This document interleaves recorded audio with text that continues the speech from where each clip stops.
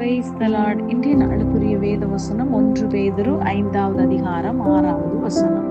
ஆகையால் ஏற்ற காலத்திலே தேவன் உங்களை உயர்த்தும்படிக்கு அவருடைய பலத்த கைக்குள் அடங்கியிருங்கள். அன்புக்குரியவர்களே, இந்த அருமையான காலை வேளையிலும் அருமைநாதர் இயேசு கிறிஸ்துவின் இனிய நாமத்தில் உங்களை வாழ்த்துகிறேன். கர்த்தர் நமக்கு தந்த நல்ல வசனத்திற்காய் நன்றி செலுத்துவோம். பாருங்கள், இந்த 10வது மாதத்திலும் கூட கர்த்தர் உங்களோடு இந்த 3வது நாளிலும் கூட பேசுவது, ஏற்ற காலத்திலே அவர் உங்களை உயர்த்துவார். ஆகையால் தான் கர்த்தருடைய வேதம் இப்படியாய் சொல்லுகிறது, தன் காலத்தில் தன் கனியை தந்து, காலத்திற்கு முன்பதாக அல்ல, காலத்திற்கு பின்பதாக, கால தாமதமாகவும் அல்ல, தக்க காலத்தில் தக்க சமயத்தில் அந்த மரம் நல்ல கனிகளை கொடுக்கும் என்று கர்த்தர் நமக்கு வாக்கு கொடுத்திருக்கிறார். அதுபோல தேவரீர் சகலத்தையும் செய்ய வல்லவர். நீ செய்ய நினைத்தது ஒன்றும் தடைபடாது.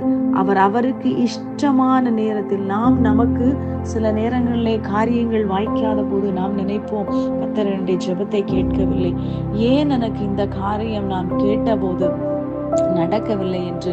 ஆனால் அதற்கு பின்பதாக நீங்கள் பார்ப்பீர்கள் என்றால் கர்த்தர் உங்களுக்கு சரியான நேரத்தில் சரியான காரியத்தை மாத்திரம் உங்களுடைய வாழ்க்கையிலே அனுமதிப்பார்.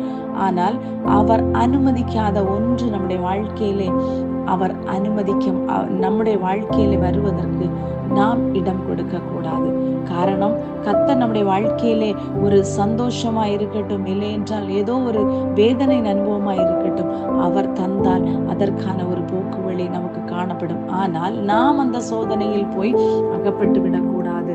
ஆகையால் தான் அதற்கு அடுத்து உள்ள வசனத்திலே சொல்லப்பட்டிருக்கிறது, அவர் உங்களை ஏற்ற காலத்தில் உயர்த்துவார். அவர் உங்களை விசாரிக்கிற தேவனாய் காணப்படுகிறார். நாம் என்ன செய்ய வேண்டும்? சகலவற்றையும் அவருடைய பாதத்திலே வைத்துவிட்டு அவருடைய பலத்த கைக்குள் அடங்கி இருக்கணும். இன்னைக்கு நம்முடைய வாழ்க்கையிலே ஏதாவது ஒரு சூழ்நிலையில் இருக்கும்போது வேதனையோடு இருக்கீங்களா? கர்த்தர் உங்களை பார்த்து சொல்லுகிறார், உங்கள் கவலைகள் எல்லாம் என்கிட்ட வச்சுட்டு அவருடைய பலத்த கைக்குள் அடைக்கலம் புகுவோமானால் தக்க சமயத்தில் ஏற்ற காலத்தில் அவர் உங்களை உயர்த்த வல்லமையும் நீதியும் உள்ள தேவனாய் இருக்கிறார். God bless you all.